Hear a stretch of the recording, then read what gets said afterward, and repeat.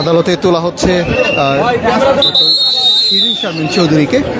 সেটি কিন্তু আসলে আপনারা দেখতে পাচ্ছেন, তাকে যে লালবাগ থানার একটি মামলায় তাকে কিন্তু সেই প্রেক্ষিতে কিন্তু আদালতে তোলা হচ্ছে। সেটি কিন্তু দেখতে পাচ্ছেন, আপনারা দেখছেন মহিলা মানুষ আছে একটু সাবধান।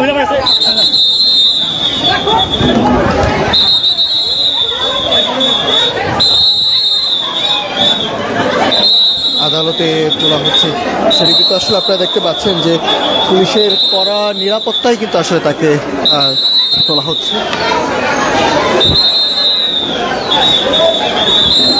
কড়া নিরাপত্তায় তাকে আদালতে তোলা হচ্ছে, সেটি কিন্তু আসলে আপনারা দেখতে পাচ্ছেন। অর্থাৎ সিএমএম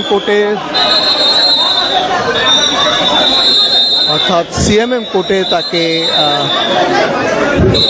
3টার দিকে কিন্তু তোলা হচ্ছে।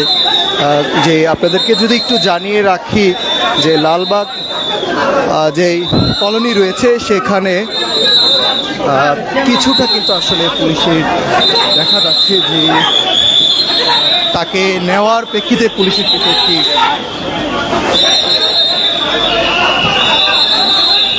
যে সতর্কতা সেটি কিন্তু আসলে পুলিশ করছে।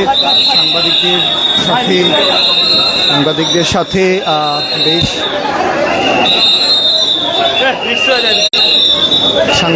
সাথে বেশ ধস্তাধস্তি কিন্তু আসলে সেই পরিস্থিতি কিন্তু আসলে দেখা যাচ্ছে। তাকে আদালতে দোতলায় যে আদালতটি রয়েছে সেখানে তাকে সিএমএম কোর্টে ওঠানো হচ্ছে। সেই দৃশ্য কিন্তু আসলে আপনারা দেখতে পাচ্ছেন।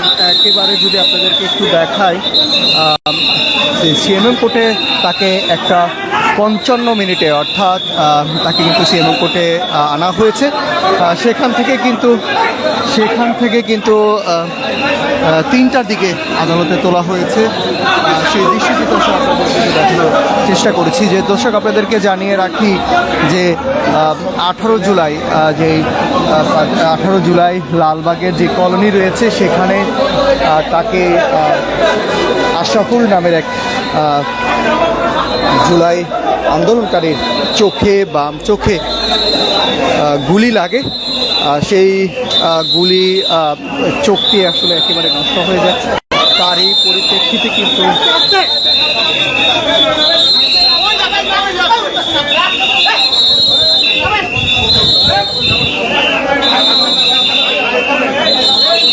বাম চোখের যেটা বলতেছিলাম দর্শক, বাম চোখে গুলি লাগার পরেই তার চোখটি নষ্ট হয়ে যায়। তারই প্রেক্ষিতে কিন্তু আসলে গত 17 জুলাই ডক্টর শিরিন শারমিন চৌধুরী তিনি যে আশরাফুল ইসলাম তিনি বাদী হয়ে মামলাটি করেন লালবাগ থানায়। সেখান থেকে কিন্তু আসলে আজকে এই সকাল আজ ভোরে অর্থাৎ ধানমন্ডি তার একটা আত্মীয়র বাসার সামনে আত্মীয়র বাসায় কিন্তু আসলে তাকে আটক করে করার দৃশ্য সেটা কিন্তু আসলে তার পরিপ্রেক্ষিতে তাকে জিবিতে কিন্তু আসলে রাখা হয়েছিল। সেখান থেকে একটা 55 মিনিটে তাকে নিয়ে আসা হয়েছে। আমরা বেশ কিন্তু আসলে এই সিএমএম কোর্টের যে দোতলায় এখানে কিন্তু আসলে তাকে আদালতে যে তোলার দৃশ্য সেটি কিন্তু আসলে দেখতে পাচ্ছেন আপনারা। অর্থাৎ আদালতে কি রায় এসে কতদিনের আসলে ব্যাপক আদালতে সরকারি থেকে আসলে কতদিনের রিমান্ড চাওয়া হবে এবং তাকে কি কারাগারে প্রেরণ করা হবে কিনা সেটি কিন্তু আসলে আদালতে নেওয়ার পরে কিন্তু আসলে জানা যাবে। তারই কিন্তু আসলে আমরা দেখতে পাচ্ছি এখানে বেশ আদালতে তাকে আনার পরেই কিন্তু আসলে বেশ হট্টগোল সেটি কিন্তু আসলে দেখা যাচ্ছে আইনশৃঙ্খলা বাহিনী এবং সংবাদকর্মীদের মধ্যে কিন্তু আসলে সেই হট্টগোল কিন্তু আসলে দেখা যাচ্ছিল। তারই মধ্যে আর কি যেই সিএমএম কোর্টের সামনে আইনশৃঙ্খলা বাহিনীর কড়া নিরাপত্তা কিন্তু রাখা হয়েছে, কোথাও কোনো বিশৃঙ্খলা সৃষ্টি না হয় সেদিকে কিন্তু আইনশৃঙ্খলা বাহিনী তারা নজর দিচ্ছে। আরেকটি বিষয় যদি আপনাদেরকে দেখানোর চেষ্টা করছি যে দর্শক কিছুক্ষণ আগেই কিন্তু আসলে তাকে সিএমএম কোর্টে তার যে আদালত সেখানে হাজির করা হয়েছে। সেখানে অর্থাৎ কি পরিস্থিতি আসলে পরবর্তীতে তার তাকে সরকারি আদালতে সরকারিভাবে আইনি পক্ষে তার যে লড়াই সেটি করবেন এবং পরবর্তী তাকে কি কারাগারে প্রেরণ করবেন কিনা সেই খবর কিন্তু আসলে আমাদের কাছে কিছুক্ষণের মধ্যেই আসবে এবং তাকে কিন্তু আদালতে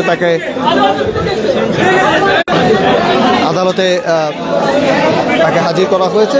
সব কিছু মিলিয়ে কিছুটা কিন্তু আসলে উচ্ছৃঙ্খল পরিস্থিতি কিন্তু আসলে দেখা দিয়েছে তাকে আদালতে উঠানোর সময়। এই বিষয়গুলো দর্শক আপনাদেরকে জানিয়ে রাখি, তাকে যে মামলায় অর্থাৎ তাকে আটক দেখানো হয়েছে সেই মামলাটি হলো লালবাগের যেই কলোনি রয়েছে সেখানে জুলাই আগস্টের যে 18 জুলাই সেই সময় আশরাফুল নামের এক ব্যক্তি ছাত্র তার চোখে বাম চোখে কিন্তু একটি গুলি লাগায়, সেই গুলিটি কিন্তু আসলে তার নষ্ট হয়ে যায়। তার পরিপ্রেক্ষিতে তিনি কিন্তু গত 17 জুলাই একটি মামলা করেন। মামলার পরিপ্রেক্ষিতে সেই প্রেক্ষিতে তাকে কিন্তু এই আটক দেখানো হয়েছে ধানমন্ডিতে একটি তার আত্মীয়র বাসা থেকে তাকে আজ ঘুরে তাকে আটক দেখানো হয়েছে। প্রিয় দর্শক আপনারা দেখছেন ইত্তেফাকের মাধ্যমে দর্শক কিছুক্ষণ আগেই কিন্তু আসলে তাকে আদালতে হাজির করা হয়েছে এবং আদালতে শুনানি চলছে। তারপরে আসলে সরকারি পক্ষ থেকে যে তার যে পক্ষে এবং বিপক্ষে যে আইনজীবী রয়েছেন কি রায় আসে সেটি কিন্তু আসলে দেখা যায় তাকে কি কারাগারে প্রেরণ করবেন কিনা সেটি কিন্তু আসলে আমরা এতক্ষণের মধ্যে কিন্তু আসলে আমাদের কাছে কোনো তথ্য আসেনি এবং কিছুক্ষণ আগেই কিন্তু আসলে তাকে আদালতে তাকে যে আদালত রয়েছে সিএমএম কোর্টের যে আদালতটি রয়েছে সেখানে কিন্তু তাকে প্রবেশ করা হয়েছে এবং আমরা দেখতে পাচ্ছি যারাই এই আদালতের ভিতরে প্রবেশ করছেন, যে আদালতে তারা প্রবেশ করছেন তাদেরকে কিন্তু ভিতরে প্রবেশ করাচ্ছেন এবং যে আদালত নং 28 এখানে কিন্তু আসলে তাকে প্রবেশ করানো হয়েছে। এখানেই তারা আদালতের যে শুনানি সেটি কিন্তু এই যে কক্ষটি রয়েছে এই কক্ষটিতে কিন্তু আসলে তাকে তার যে আটক দেখানো হয়েছে সেই আটকে কিন্তু আসলে সকল বিষয়াদি সেটি কিন্তু আসলে আজকে তাকে কি কারাগারে প্রেরণ করবেন কিনা সব কিছু কিন্তু আসলে এই আদালত নং যে আরিফুর রহমান রয়েছেন চিফ ম্যাজিস্ট্রেট মেট্রোপলিটন ম্যাজিস্ট্রেট আদালত ঢাকা এখানে কিন্তু আসলে তার এই জামিন যে শুনানি সেটি কিন্তু হচ্ছে।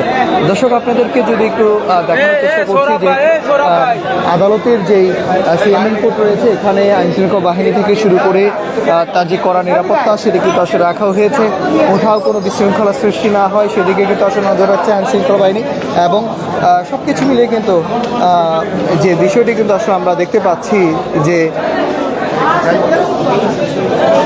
আদালতের যেই প্রাঙ্গণ এখানে বেশ কড়া নিরাপত্তা রাখা হয়েছে। ডিএমপি থেকে তাকে 1:55 কিন্তু তাকে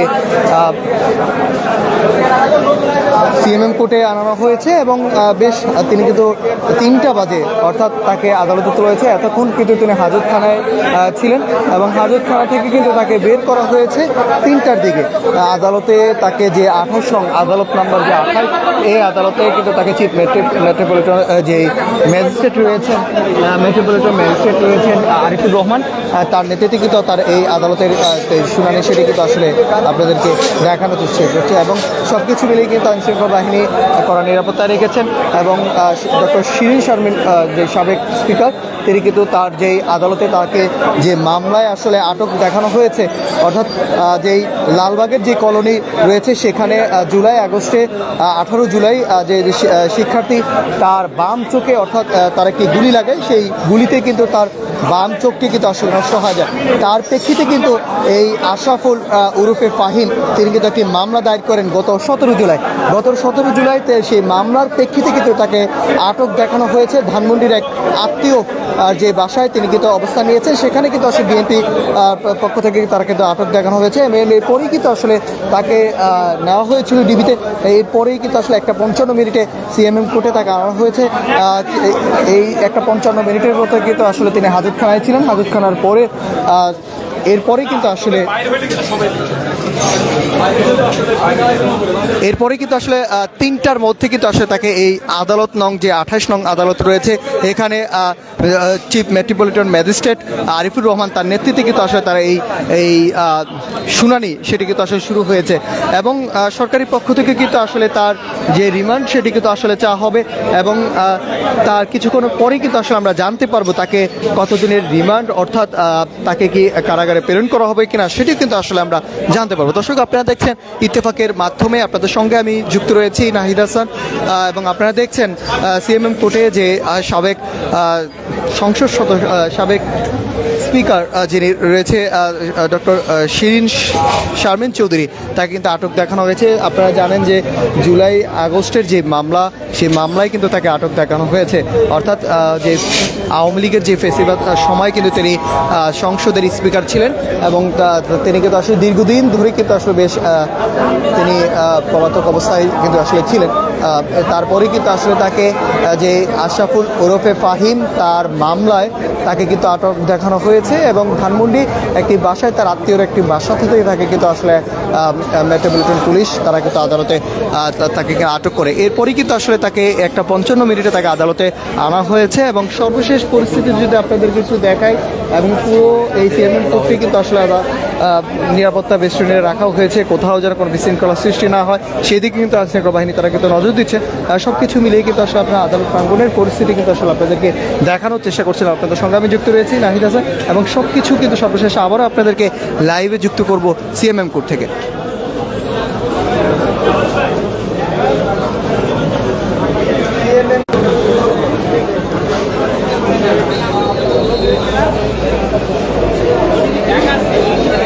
চিফ মেট্রোপলিটন ম্যাজিস্ট্রেট আরিফুর রহমানের নেতৃত্বে তার আদালতের যে আদালত নং 28 এই কক্ষে কিন্তু আসলে তার শুনানি চলছে।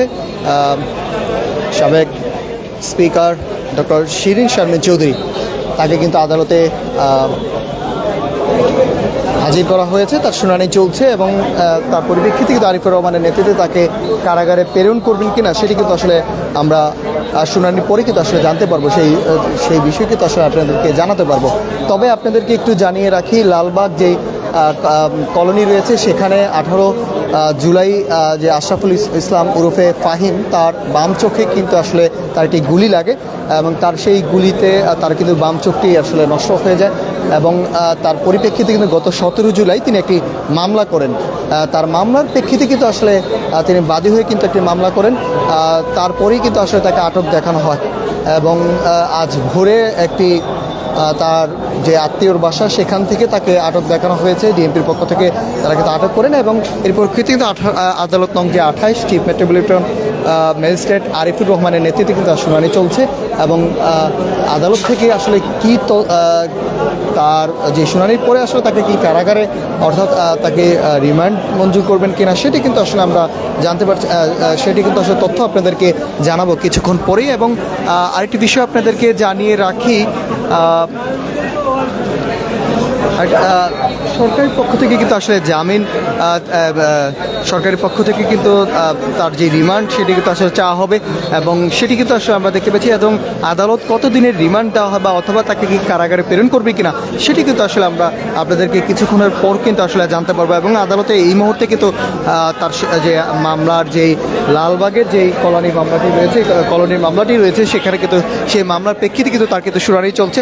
সব কিছু মিলিয়ে কিন্তু আইনশৃঙ্খলা বাহিনী তারা কিন্তু কড়া নিরাপত্তা রেখেছেন, কোথাও যেন বিশৃঙ্খলা সৃষ্টি না হয় এবং পুরো আদালত পাড়ায় সিএমএম কোর্ট এখানে কিন্তু নিরাপত্তার চাদরে বিস্তৃত রাখা হয়েছে। আমি যদি আপনাদেরকে একটু বাহিরের দৃশ্যটা যদি দর্শক আপনাদেরকে একটু দেখাই, যে পিজন ব্যান্ড থেকে শুরু করে সকল কিছু ব্যান্ড কিন্তু আসলে রাখা হয়েছে এবং বাহিরের যে দৃশ্য যদি আপনাদেরকে একটু দেখাই, নিরাপত্তার চাদরে কিন্তু ঢেকে রেখেছেন এবং আদালত থেকে তার শুনানির পরে আসলে কি পদক্ষেপ নেন সেটি কিন্তু আসলে আপনাদেরকে আমরা জানাতে পারবো। দর্শক আপনাদের সঙ্গে আমি যুক্ত রয়েছি যে চিফ মেট্রোপলিটন যেই সিএমএম কোর্ট রয়েছে এখানে যে আরিফুর রহমানের নেতৃত্বে কিন্তু তার যে সাবেক স্পিকার ডক্টর শিরিন শারমিন চৌধুরীকে কিন্তু আসলে তার মামলায় যে শুনানি সেটি কিন্তু চলছে এবং পরবর্তীতে তাকে কারাগারে অথবা কি রিমান্ড দেওয়া হবে কিনা সেটি কিন্তু আসলে আমরা শুনানির পরে কিন্তু আসলে জানতে পারবো এবং আপনাদের সঙ্গে সর্বশেষ আদালত পাড়ার যে সর্বশেষ তথ্য সেটি কিন্তু আসলে আপনাদেরকে জানানোর